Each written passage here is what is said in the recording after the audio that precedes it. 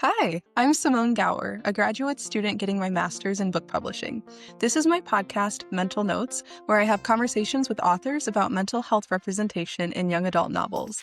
In this episode, we'll chat with author Heidi Dischler about her book, All the Little Things. In it, main character Caroline is struggling to cope with her mother's sudden death from months earlier, while also dealing with secret panic attacks and an extreme fear of being left alone. That is, until she reconnects with Bennett, a boy who helps her find the courage to share her inner struggles. Thank you for listening to Mental Notes.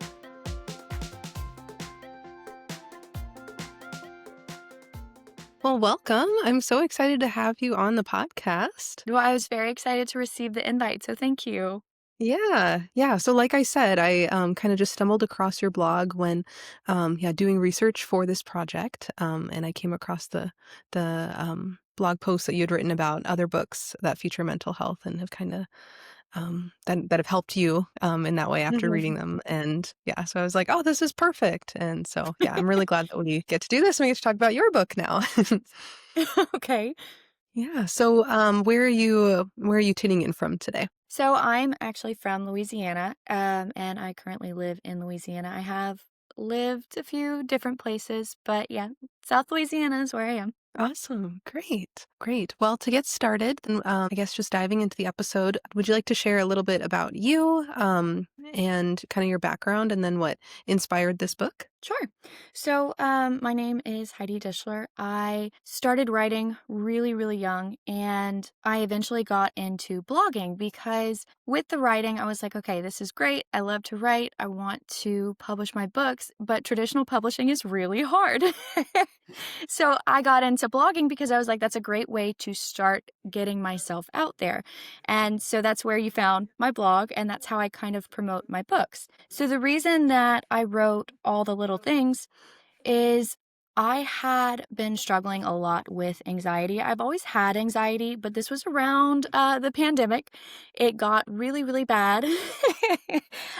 So I actually wrote it. The funny thing is, when you mentioned the podcast was for your thesis, I actually wrote my Yes. book for my thesis, for my master's thesis.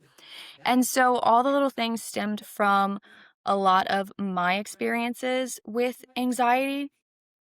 And it was really therapeutic to write and to get it all out on paper because it helped me to understand things that I didn't really know I was feeling until I put them on paper. Yeah, I completely understand with that. I haven't written a book, but like I've written just like I journal, that sort of thing. I Mhm. also write songs and I always tend to like write some about something that like I need to work through. And I always just find, the process of getting, pen to paper can be like really therapeutic. I mean, you might have also just written the book on laptop. So, fingers to keyboards Yeah. can be just therapeutic. So My handwriting is not the greatest, so I will not do pen to paper unless I have to.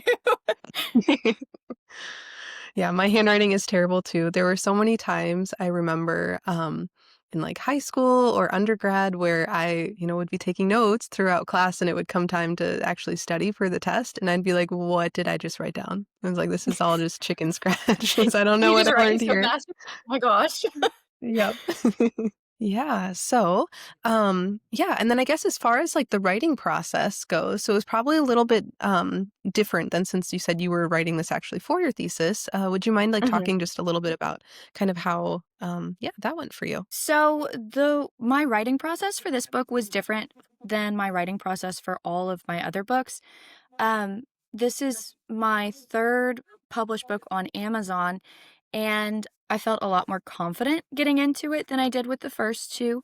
But what started this novel was I had an assignment for one of my master's classes to write a short story. So I wrote a short story about this young girl who was helping her mother get through a depressive episode. And they went into things like it basically stems with the title of the book, All the Little Things. So they go into all the little things that make them happy and help them to pick themselves up. And so that short story really brought me into Caroline's world. and how she grew up and what she dealt with, and then what she deals with later. So I started with the short story, and then, of course, my thesis had to have the research portion. So I did a ton of research before I started writing the majority of the novel. The short story is the only thing that I wrote before the research. So after the research, when I researched how anxiety works, what best techniques there are to cope with anxiety, and different ways that different people can experience it, that's when I started going into Caroline's experiences, and they a lot of times went hand in hand with my own experiences. So the thesis, it was short story, research, and then I started plotting for the novel. So So, I guess not to necessarily spoil it for people who haven't read the book yet, but so I'm assuming that short story has more to do with that, kind of like the flashback chapter that happens like yes. near the end of the book. Yes, I That's absolutely exactly loved. it. Yes, I love that chapter. I remember like tearing up. I was like, "Oh my gosh." Oh, thank you. Yeah, it was just so sweet, and I was like, yeah, I'm just like, "I'm just gonna sit on the couch and cry now." So, but Hopefully in a good way. yes, definitely in a good way, for sure. Yeah, yeah, no, it was very sweet, very, very well done, and yeah, I loved that just drawback with everything, and, yeah, with, like, how you said, like, the list, it was Caroline and her Mhm, mother, writing a list of the things that make them happy, um, and I thought it was just kind of, like, funny in a way how Caroline had forgotten that, like, the list existed, but she still wrote lists, right, to try and, like, mhm. feel more, like, grounded and, like, kind of, like, work through not even necessarily, like, work through things, but just to feel more grounded and to feel more in control. And it's just funny how, like, subconsciously, it was probably, like, her subconscious brain, like, drawing back to, like, that moment of, like, "Oh, me and my mom had made a list and it really helped." So, even Mhm. though she forgot about that initial list, she just kinda kept writing those lists. Yes, that's one of my favorite things about writing is all of the tiny, tiny tie-ins you can do throughout the novel, and people can go back and go, "Whoa, okay, that's why that's there." Yes. Yes, and with that too, I'm like, I can also relate to Caroline in that way, in the sense that I love lists. I love making lists, Mhm. and especially when I'm feeling overwhelmed, sometimes it's really nice to just get things on paper and like not have them kind of like swirl around in my brain as much. I guess like one sort of technique, I guess like that I kind of use for my own anxiety is that sometimes if there's just like way too many things that are like overloading me, I'll make two separate lists. And I'll make the list of like things I can control essentially and things that I can't. So like the things that are just making me anxious, but there's nothing I can do about them, go on the one list. The other, if like the other list is more like tangible things like, oh, like this thing that I have to do is stressing me out, then I like write like, okay, what do I like, what's the first step I can do towards that? And to kind of be like, okay. So but yeah, I love lists. I have sticky notes everywhere all the time. Like in my car, in like my bag, in like every book that like I read on the coffee table, next to my bed. I'm like, I have sticky notes with lists everywhere. So Yeah, my iPhone notes app is riddled with lists, and when I'm at work, I actually, color code my to-do list based off of ASAP, soon, or, whenever. I get kinda I crazy with definitely them. I definitely should try and prioritize some of the things on my to-do lists at least first, a little bit more. I think sometimes it's feels easier to do the easier things than the things that are a little bit more pressing, a little bit more important, but Mhm. they'll all get done. They're on the list. It's on the Oh, list. yeah. So Oh, yeah. But, yeah, the list, that's definitely something that, I always found, and then, just coordinating it all, like you said, writing it all down, getting it all out, because it can be sometimes so jumbled in our heads, and you just think about it, and you're like, "Oh, well, I have this, I have this, I have this, I have this." But then when you write it all down, you're like, "Okay, I can see it. I know what I need to get done. Here's what we're doing." yeah, yeah, and even if it's not just a to-do list, again, it can even just be like, a list of something that you're thinking. I guess I feel like I'm just kinda going back and saying the same thing over and over, but it can be really helpful to work through things and even, like you said, like, while writing, something longer, it's like as you start writing, you might be like, "Oh, okay, that's actually what like, the thought that was there," Mhm. kind of, like, get to that, so, yeah. Um, I also while kind of on, like, the topic of things that can, um, like help us feel like more grounded or like with anxiety and that sort of thing. Another thing that you included in the book was having Caroline love to play like the color sorter game.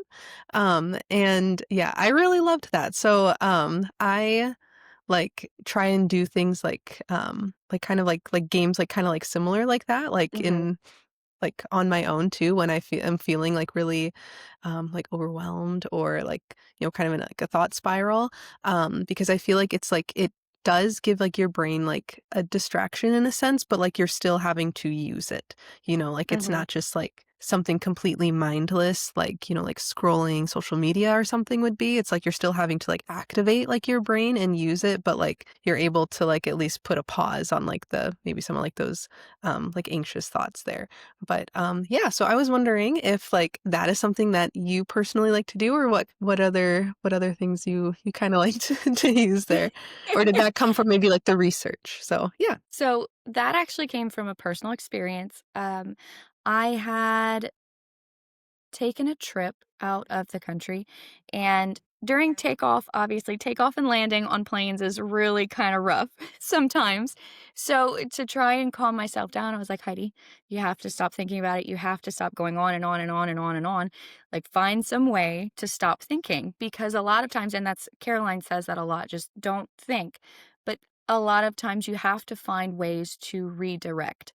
And Mm, that was mhm. one of the ways that I found to redirect my thoughts so that I could slow down, take a breath, and be like, okay, we're cool. But I actually have a color sorter app on my phone for that specific reason because it's sometimes like the colors, it's easy. It's not too much thought, but it's just enough to, okay, we're good. I'm good. Let's keep going. Yes. Yeah. Yeah, that's amazing. I love that. Yeah, I really like flying, but it's like the landing part that always, like, stresses me out. So, it's like, Yeah. do not enjoy that. Oh, I love going on trips into the airport, but man, those takeoffs, those landings, they can get me sometimes. Mhm. For sure.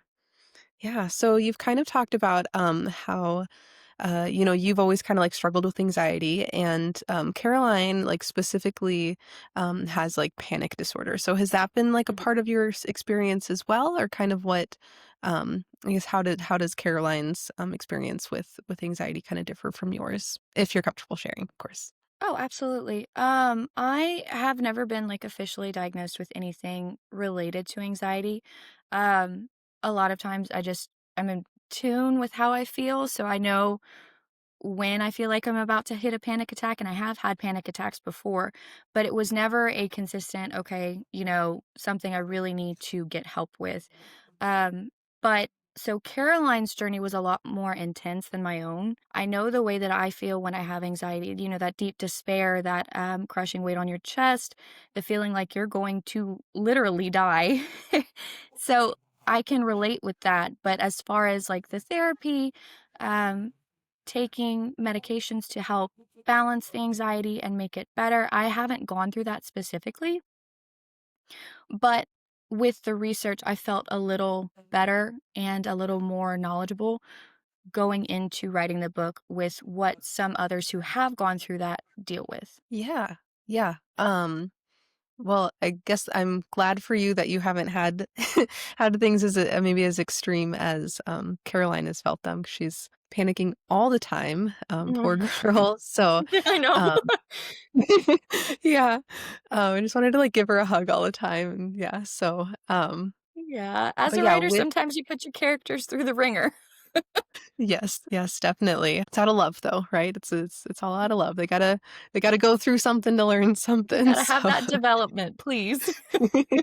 But, yeah, with that, with, like, Caroline, like, starting therapy and everything, like, after her mom died, makes it, like, very I guess I don't wanna say makes it, like, very clear, like, she's now not outright, like, rude or saying, like, "I don't want to do this, I don't need to do this necessarily," Mhm. but at least from us, like, point of view as, like, the reader, it's, like, very clear that she does not want to be going to therapy, and, she's not, like ready or like comfortable to be open with her therapist. Mhm. And like her therapist, Dr. B, even like calls her out on that at one point when Caroline does like kind of open up for the first time. And she's like, Caroline, it's been 7 months and this is like the first time you kind of told me anything. So quick pause. I want to say, like, I also loved the therapist. I thought Dr. B was really great, and I think you did a really good job, kind of Thank capturing, you. like what a good therapist can be. Because sometimes in media there's not so That great portrayal. representations, but Yeah. I thought she was a really great therapist. And yeah, I do love that she called her out because sometimes you got to do that. And but it was nice because at that point in the book, and in the story, like Caroline was a little bit like more open to Mhm. starting to talk about these things, right? And so it kind of comes from like this idea of like um, sometimes someone might like really, really need help, but still be like in denial kind of about it. And, I feel like one of like the themes that you were presenting through the book is that like you also have to like choose to get better. Right. And so Caroline, in a sense, like did want to get better, but also wasn't really fully believing that like she needed to Mhm. do all these things in order to make that happen. Right. And so she wasn't being as open and honest in the way that she needed to do to heal until later. I feel like that's one of my, big personal mantras is that you can help a person as much as you want, and you can really do as much as you can for them, but the ultimate point of turning that person around is on them, and they have to make a decision to say, "Okay, I really want this. I want to get better." And for me, that was something that I dealt with my anxiety is like, if I really want to stop panicking so much, I have to make a decision to like, okay, what are some ways that I can combat this? And I see that a lot with a lot of different people that I've worked with. It's like when they start getting really great and they have those great days and they're starting to get better, it's because they made the choice to get better. And I love helping people. I really do. And I think you should always do everything that you can to help someone. But in the end, it's a decision. Mhm. A lot of times for those people, and not all the time, but a lot of times it can be a decision to make that choice. I'm ready. I want to get better, and I really want to go to Florida State University. Yes. Yes. So happy that I mean, like, I knew, like, or I should say, I really hoped that this book was going to have, like, a happy ending that way and that she was gonna choose that, but, yeah, seeing, again, like, the growth through that was made me really happy. Um, but yeah, kind of with what you were just saying with, we can help people, like, all we want, but again, it's kind of like their choice. One of the big things that I kind of wanted to talk to you about was like this character of Bennett, right? So Caroline's love interest, like comes into play. Um, and I guess for those who haven't read the book, then so Bennett and Caroline knew each other. Bennett's like been at college, but yeah, he's like back home right now. So they knew each other when they were in high school, and they start kind of dating, seeing each other. And Caroline, really just kind of, well, she obviously does like Bennett. It's not that she wants to completely use him, but realizes that she can use him to kind of like try and avoid her emotions and try to just like, shut everything else out. And yeah, just be like, oh, yep, he's the distraction. Like I don't need to like think about anything. Like this is going to be great. I can just ignore all of my problems. Um, and Bennett is just kind of also just like tells her like no eventually. And he's like, no, this isn't, he's like, I want to help you. And he does help her like in a lot of different ways. And he's like there for her all the time. But at some point then he's also like, I can't help you in this way that you want me to help you because I don't think that's Mhm. actually gonna help. What I think is actually gonna help you is to let you help yourself. And Yeah. yeah, I yeah. Really, really thought that was just like an amazing like storyline, and that I feel like I don't see that very often, like where the like person says like nope, I can't, like I can't be your savior, like I feel Mhm. like too often like people might try to like romanticize like mental illness in that way and be like, yep, this person comes in, swoops in, saves the day, and now everybody's fine and all the issues have gone away. But Bennett very clearly was like, I like you have to help yourself, Caroline. You Mhm. have to do things to heal yourself. So, yeah, would you actually like to say a thought on your own character? So, I Caroline in a lot of ways is like me, but Bennett, I feel like, had a lot more of me than Caroline did. I Okay. always end up interweaving myself into all my characters, so I love them all. But Bennett, he he came in as this soft place to land for Caroline, where, like you said, she can really get to know him because she wants to get to know him and she wants to be friends with him and maybe potentially more. But she also uses him to a point where he is like, "This is unhealthy for you, and it's also unhealthy for me." Because he, in his personal circumstances, went through something similar with his brother. And he said, I just can't do this again. I can't be someone's distraction while they're not processing their own emotions and mental illness. And so I absolutely love his character. But like I said, I'm obsessed with all my characters. But his character, he was he was the soft character, and he was the one who was there when she needed it, and he was actually the push that she needed. And that goes into, yes, you choose that you get better, but you still need help. No matter Mhm. what, you still are going to need help. And so Bennett helped her realize that, along with the list, he helped her realize that, wow, okay, I really do need to start taking care of myself. And the reason I brought that into Bennett is like you said, a lot of times the portrayals are, wow, they met this person or they saw this thing and it's immediately they were better.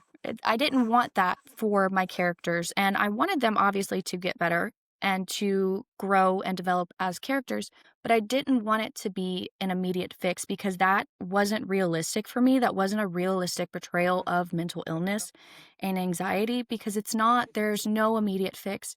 And even though I personally have gotten better with my anxiety, I know that it's never going to go away. It's always going to be there. You just get better at managing it and you get better at dealing with it.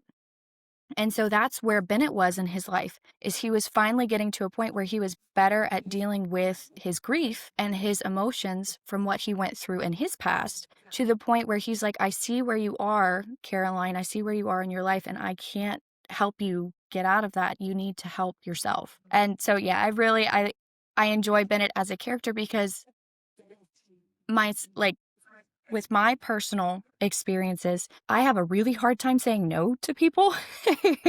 So I'm a yes man, a yes woman all the time. So Mhm. if you're like, okay, I really need help with this, I'm like, okay, well, I have 5 other things that I have to do today, but I'll still help you. Like, I can still make Mhm. it work. And I have a problem with personal boundaries where it puts me, like, it's my personal expense to help somebody else. And I've had to learn, kind of like what Bennett did, where you just have to sometimes say no. You have to be able to take care of yourself, and you have to know your limits and your boundaries. And that's what I really, really loved in Bennett's character, is he knew his boundaries and he had to say no. Mhm. Yeah, like you said, like that is s so much more healthy for, like, both of them. Um, Hmm. and while, some people, like, might, like, see a situation like that and think like, "Oh, well, he just, like, left her when she, wasn't doing good," but again, like, he did need to take care of himself. Too, like, he had processed things and was, like, um, at a point, like, where he was past, like, some of, like, like, the initial, Hmm. like, grief and, like, the feelings that he had been feeling. So he had been, like, past that a little bit, but there was still things that he needed to work through. And having Caroline there probably wasn't necessarily helping him work through those things at that time. But again, he also then recognized that it was gonna be so much healthier for Caroline if he did leave. Like, if he did say no, like you said, and kind of, like, established that boundary. And, you know, um, in a way, it's almost like tough love, right? Like Yeah, yeah. that kinda outdated saying that usually means something a little bit different, but, yeah, like that's kind of what it is, doing something that seems hard in the moment, but you're doing it for like the better of the other person and for you. And I always just think like you can't give from an empty cup, right? And so if Bennett needed to take a step back and like fill up his cup, then Mhm. he would also be able to help Caroline better too in that way. Um, yeah, if you just kind of keep, you said, like if you're just like a yes man and you just keep like giving and giving and giving yourself, like eventually like there won't be any of yourself left to give too. So And then you yeah, can't help anyone everybody, and you can't help yourself. yes, yeah. So like everybody needs to take time for themselves so we can help each other. Yeah. So we're just as important as everyone else. Yeah, with Bennett, did you know, like, right away when you created his character, what his backstory was going to be? Or did that kind of develop as you were writing and, like, writing their, um, like, relationship together? So I think from what I remember, I think I knew a good bit about what I wanted Bennett to have as far as like personal things that he overcame. Because Caroline, as a character, she wouldn't have been able to relate to someone as much if they hadn't gone through something similar, some kind of similar trauma to where they could bond based off of their shared experiences. Not that their experiences were exactly the same, but they Mhm. both experienced grief. And that's kind of like where her best friend Izzy comes in. Is Izzy is such an important person in Caroline's life. She is so important. Like she's probably one of the top people that Caroline goes to.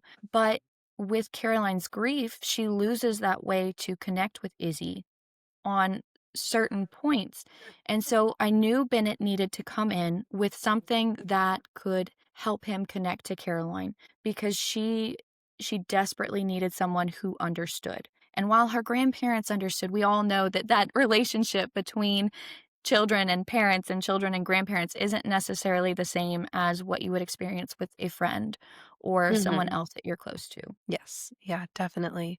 And, yeah, like with Izzy too, like had Caroline told Izzy, Izzy is a really great friend and, Izzy would have wanted to like be there and help Caroline, but Caroline probably also kind of had like that fear of telling Izzy and Izzy being like, I don't understand, like saying like, I don't understand this and like Mhm. what exactly like you're feeling and doing doesn't make sense. And while she probably wouldn't have because, Izzy's a good kind person as well, kind of like that almost like fear of um yeah, of maybe like of her perception.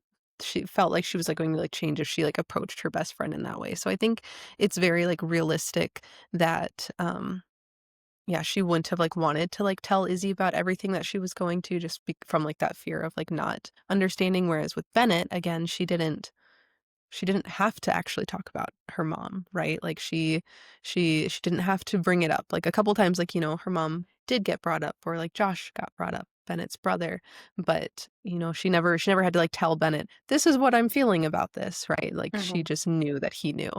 And I think that gave her some peace of mind too where she didn't have to also like rehash it and actually Yeah. explain what she was thinking. No, and I think too with Izzy, with Caroline not telling Izzy, a lot of what I also wanted to convey was that feeling of being broken, of not being good enough, of not being a whole person.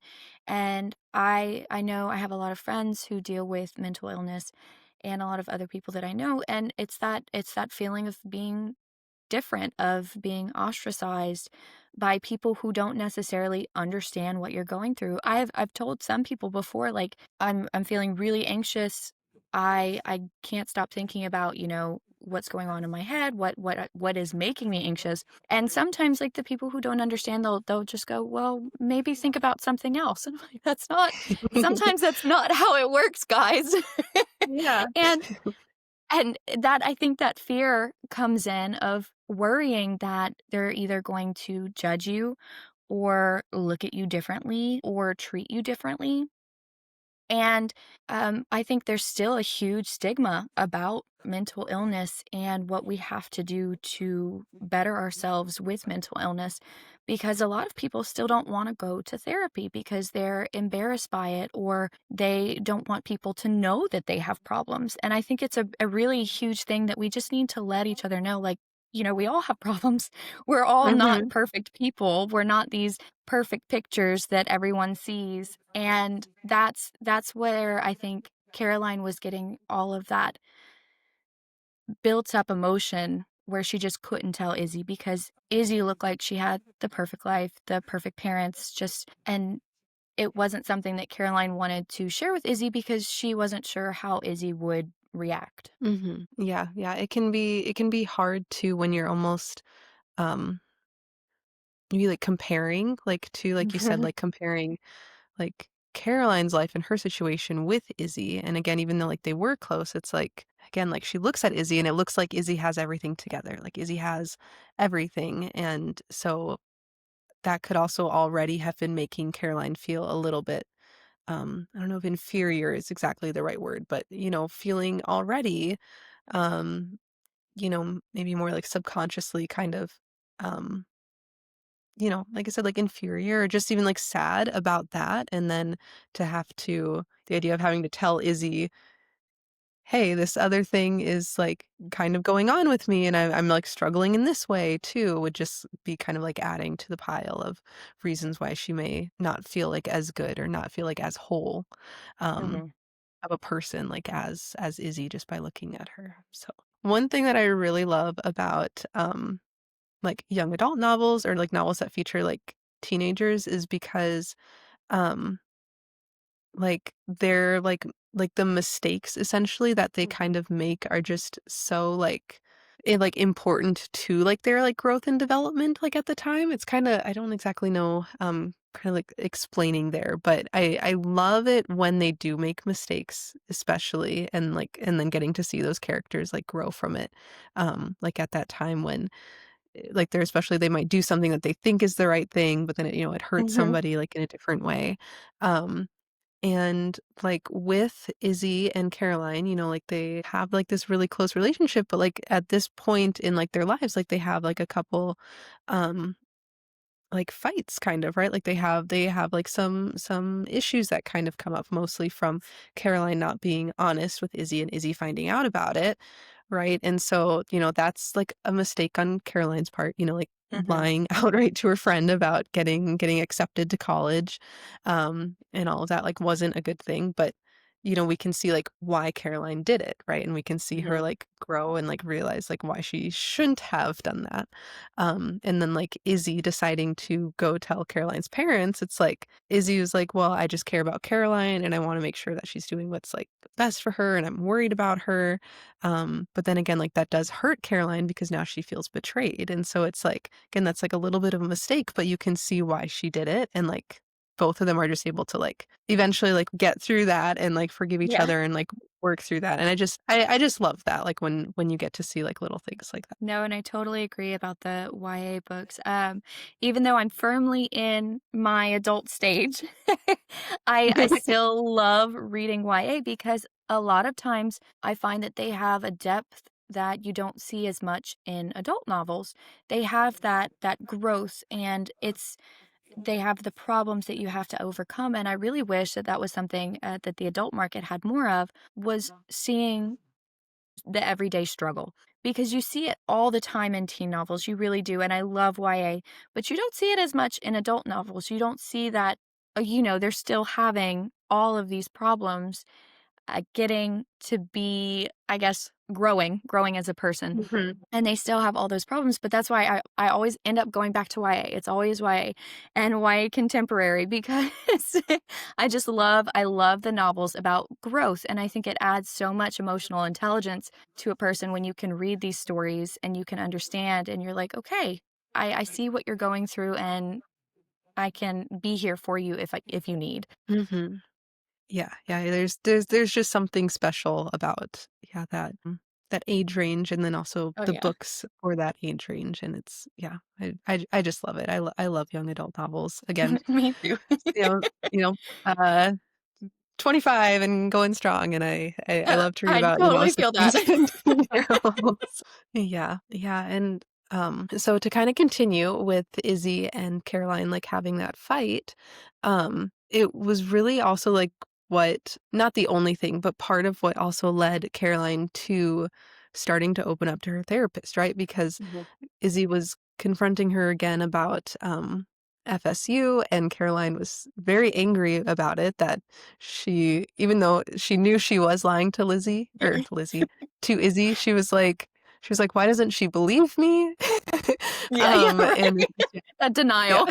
yeah, and yeah, is angry and, like, storms into, the therapist's office and is, yeah, just, like, going on a rant about it, and again, I love that she's, like, finally saying she's maybe not talking about, like, the overall bigger issue, but, like, this is, like, an immediate issue that, like, is coming from, like, the trauma and, like, the grief that she's still not wanting to work through, right? And so it's, like, just that little, like, kinda like, drop in, like, the bucket, or, like, that little, like, stepping stone to get her, to start thinking about some of those other emotions, yeah, just starting with being angry, so Yeah. Well, and then a lot of times anger is what it's like the first emotion that you feel. A lot of times it's either anger or sadness. It's like, "Oh, I'm really mad," or I'm really, really, really sad." And, Mhm. it's yeah, it's not always happiness. That is definitely not the one that you always feel first. So that anger really helped trigger Caroline's need to talk to someone who wasn't Bennett because she felt embarrassed that he witnessed that, who wasn't Mhm. Izzy because she just fought with Izzy, and it couldn't have been her grandparents because she's not gonna go and talk to them about her fight with Izzy. So it Yes. really pushed her to go talk to the only other person she felt like she could tell everything, because in the end, Dr. B really knew already the relationships that Caroline had, so she knew that Dr. B could immediately catch on like, "Oh, Izzy's doing this and this and this." And so it was that anger really helped push her in the right direction, even though, like you said, it kinda sucks because Izzy told the grandparents, so it made Caroline mad and it made her feel betrayed, but a lot of that was a catch-22 for Izzy, poor Izzy, but it really helped Caroline get to where she needed to go. Yes, for sure. Yeah, and I think the therapist did a great job there, or you did a great job with the therapist there, and with, Dr. B, like, asking Caroline, "Okay, and what else makes you angry?" And then Caroline had the opportunity to list other things that she was angry about, including Dr. B. She's like, "I'm angry that, like, you're sitting there and thinking that, something's wrong or whatever." And yeah, I love that the therapist asked that question, and then I also loved um, like, the response, or kinda, like, almost, like, non-response she had to, like, that answer. She just nodded, like, Caroline said, like, "Yep, I'm angry at you," and she was just, like, nodded, Yep. yeah, I think that's a very, um like, a positive experience to have, is to have, like, that therapist who, like, will, like, be, like, neutral in that way, like, still, Mhm. like, push for, like, answers, and, like, be supportive, but, like, also, like neutral in a way that you can really say anything to them, and, like, they are there to help you, like, process things. They're not there to judge you. They're not there to get Yeah. offended if you say that you're angry at them, and that's, yeah, really great.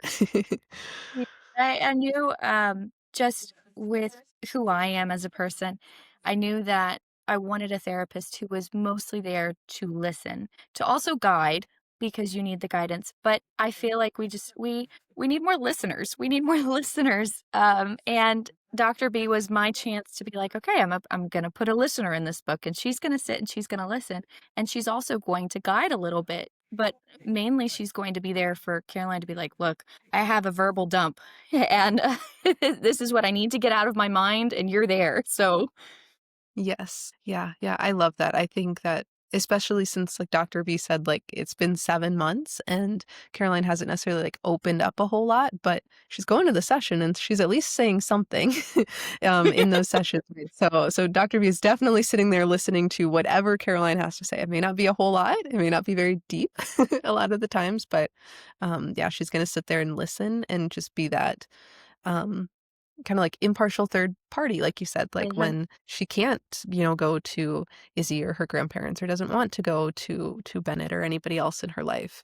And like you said, like you like don't have a therapist. And so for people who don't have a therapist, I think it's still good to have somebody in your life that you can talk to about things and just like and they'll like be like good listeners, right? Yeah. So it doesn't necessarily have to be um like a therapy session all the time, right? Like with like a therapist or like a psych, like if you have somebody in your life um who's like willing to like listen, um I think that that's really great and really amazing and really helpful, and I think we should all also try to be that person for people more when they need it, right? 'Cause, Mhm.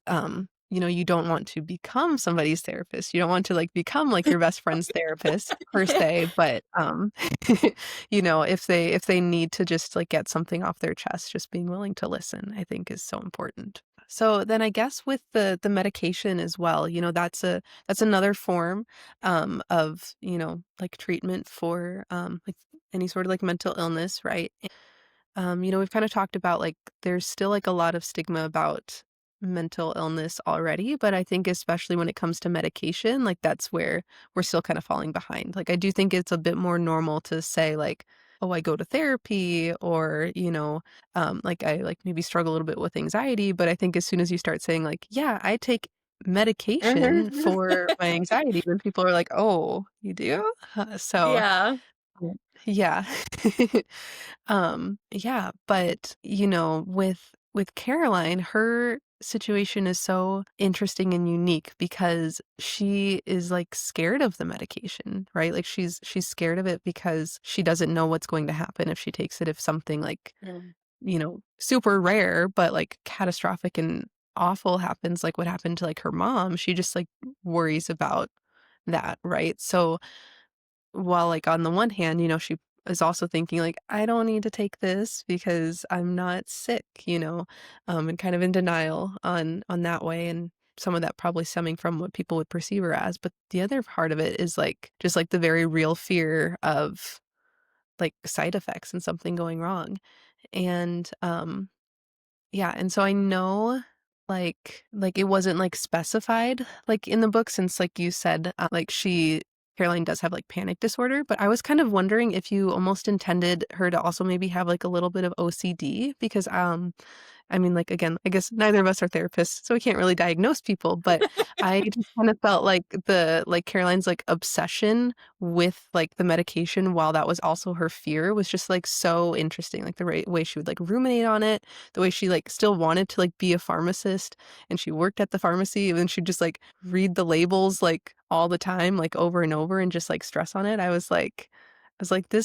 This kinda sounds like OCD, like, this is her, like, obsession, even though it's also, like, her fear, and I just thought that was so interesting. So I was, yeah, kinda wondering what if that was, like, maybe something you thought of or yeah. So I never actually thought of it as OCD, but that's interesting seeing it from your point of view because I can totally see where you get that is like that OCD of, oh my gosh, I'm gonna read every single side effect. I'm gonna I'm gonna research this tiny little medication before I fill it in the prescription bottle. But that is one of the things that causes me anxiety. I have allergies that can be anaphylactic. So I'm always looking at food labels. I'm always looking at, okay, what's in this food? Could it cause me to have a reaction? And a lot of my anxiety stems from that fear of, well, I told them I had an allergy, but what if they don't take it seriously? Or the label says that it has this, but what if it was cross contaminated? And so yeah, I totally see the OCD, but a lot of that is actually maybe maybe that's a problem I have, but a lot of that is something I do too. So, um, I look a lot at labels and I'm always saying, "Okay, well, what are the ingredients? What does it say it contains?" And especially if you have those obscure allergies that aren't one of the top 10, it's like, "All right, I really gotta dive deep in this." And then restaurants are a scary thing, but a lot of Caroline's fear came from my personal fear of either going out to eat or eating something in general. Like traveling out of the country is a nightmare sometimes, especially if you don't know the language. Because I'm like, okay, well, what can I eat that's safe? do I have my EpiPen? Am I gonna be okay? And so a lot of that, it was my personal experience, and that was very, very therapeutic for me, was seeing, okay, this is actually what I do. This is I seriously read all of these labels, and I go crazy trying to make sure that everything is just, "All right, I'm not going to have a reaction." So that helped me a lot, just writing that and getting it down and being like, "All right, maybe I need to, check on something." Yeah, I can totally see that. Yeah, with the yeah, food allergies are a huge thing and something that you definitely don't want to play around with. So, yeah.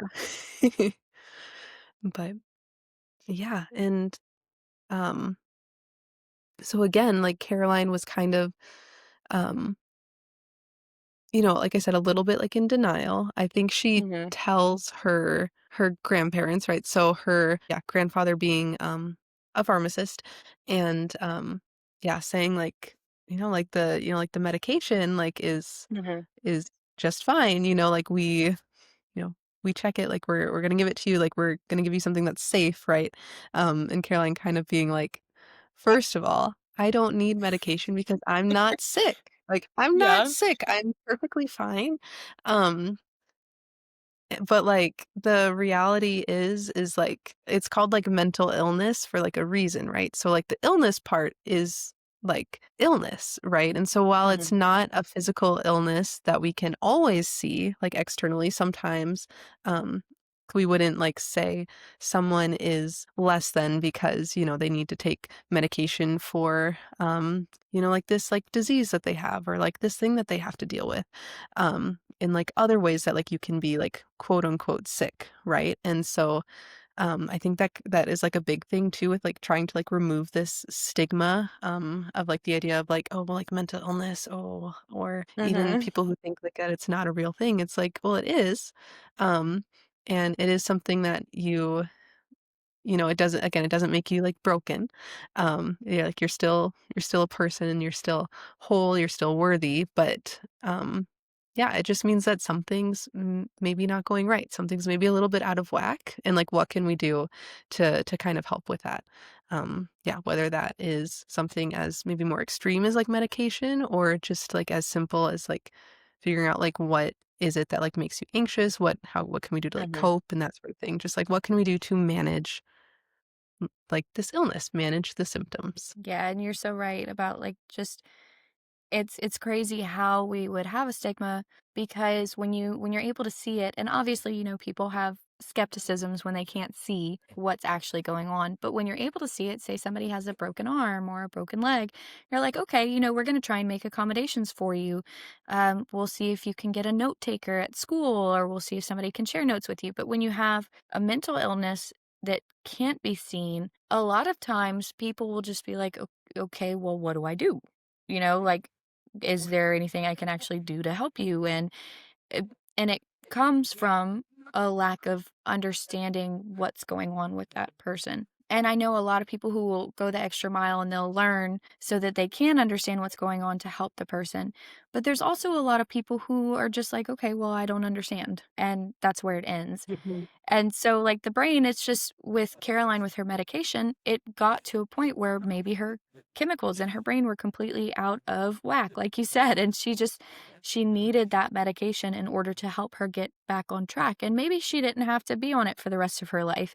Maybe Right. she ended up taking the medicine for a little while, she got balanced, and then she stopped. But ultimately, like you said, it's an illness and it had to be fixed. So it doesn't mean that you're broken. It just means that, okay, we have this temporary roadblock in your life and we're going to find a way to get over it. Mhm. And not get Yeah. over it, like, but work through No. it. Yeah. Yes. Um, yeah, and again, like most of the time, like with a lot of mental illness, you don't see it manifest in a physical way, right? Like it is like internal, you're thinking it. But in some cases, like Caroline's, right? Like there were like physical things happening like Mhm. because of her mental illness, right? Like with her panic disorder, she was having panic attacks like all the time, like where she couldn't breathe, like she literally would pass out. And like that is stuff that you can actually see. And when things get like so extreme, like you can, right? Or, if your Mhm. anxiety is so bad, like your chest is like thumping, like your heart feels like it's thumping out of its chest, Yeah. and or you get like sweaty. It's like there can be like physical signs too, that can go along with anything that you're thinking or feeling in your brain, whether again it is like something diagnosable, or otherwise. So yeah, but yeah, and then with like you said, like not to just be like, "I'll get over it," but yeah, processing, Work through process through things, it. work through them, right, and making sure that we're not just ignoring our emotions too. And that kind of goes back with Caroline, wanting like Bennett to be like a distraction and everything. Mhm. And just, yeah, ignoring like the emotions, ignoring things and pretending that nothing was wrong. But again, that's not how we get better, right? Like we, like, think just like with like procrastination, like the thing's not gonna get done if you decide that you're never gonna do it. So you can't just keep setting it to the side and think like, "Oh, I'll never have to do that now, and it will never cause a problem," because that is definitely not the case. Oh, Definitely not yeah. the case. No, internalizing is not the way to go. It is not the Mm-mm. coping mechanism you need. Oh, actually, one of the major things, I have actually your book right here, and that helped jog my memory. Well, I love Um, it. yeah, so the idea, or kinda like the imagery that, like, comes up in, Caroline's, like, first session that we see, like, with Dr. B is she's talking about, like, the yellow walls, right, in, like, the room where she has her therapy sessions, and, like, trying to, like, imagine, like, what's underneath, like, the yellow, Mhm. right? She's thinking, like, it's probably black paint or something. Just Very morbid. yeah, just like yeah, just like this idea, like the true, like her true, like mood and like feelings of like despair, but like under the guise of like happiness or under the guise of being okay. And yeah, and I love that that was also like the imagery on the cover of the book. I was like, oh my gosh, that's the book. So, but I think yeah. one of my favorite representations of kinda like that internalization and how you're really feeling, I don't know if you've ever watched, but the Disney movie Soul has, Mm, um has this scene that is super powerful, and it reminded me a lot of what I thought about with Caroline and how she was seeing all this black underneath, but with I forget, I think it was 22, but I forget what the soul's name was, but when you get to that almost the climax of the movie, there's this scene where you're seeing inside this soul's mind and everything is just twisting around. But the main thing was it's everyone else visually, but it's the soul's own voice saying the demeaning things. And that was mhm. so powerful to me as a scene. And if you haven't watched it, I'm sure you have, but like it was so powerful to me. And I was like, wow, I didn't necessarily think it was the best movie in the world, but that scene, I was like, oh my gosh, this is like on the nail on the head with how it feels sometimes to just go around and you're walking around and all you're seeing is the bad instead of the good, and, like, a lot of times in the novel, that's what Caroline was seeing. She was seeing all of the black underneath these bright yellow colors, even if the bright yellow colors were the ones that were really there. Mm. And so that that's what yeah, when I wrote that, I was like, "Okay, I know what the cover has to be now." I love that. I love that. That's such a good movie. I've not seen that movie Yes. in a while. That's a good movie. Yeah, just yeah, looking at things a little bit more pessimistically and just not necessarily seeing like the good that is right in front of you is Mhm. yeah. Yeah. Yeah. I think again we're now kind of talking about movies, but Pixar just does a really good job of just getting you in the There's so feels. sometimes I watch it and I'm like, "Wow, this was not made for kids. This was made for me." Yeah. No. Yeah, just because it's animated doesn't mean it's a kids movie. Yeah, exactly. Yeah, that's how I feel too about, like, Inside Out, always those movies get Oh my me. gosh, Like yes. I was like, "This is just wow, wow." It's like you got it. You Yep, hit the point. yep. Amazing, great. Was there anything else that you'd like to talk about? Don't have anything else. I think, we covered a lot. Awesome. Well, thank you so much again, Heidi, for being on the podcast. I've loved getting to talk to you. I loved your book so much. This has been a lot of fun, and I really appreciate you coming on here and being willing to share your experiences. Well, and thank you so much for the invite. Like I said, as soon as you said it was for your thesis project, I was like, all right, I gotta help. Yes, and I appreciate that all the more too. So awesome. Well, I will go ahead and let you go, but I hope you have a great rest of your evening, whatever is left of it. So, yeah. Thank you. You too. It was very nice to All meet right. you. It was so nice to meet you too. Bye. Bye. If you or a loved one is affected by anything discussed in this episode or struggling with mental health in general, know there is always help. You can call or text the National Suicide and Crisis Lifeline at 988 or visit 988lifeline.org.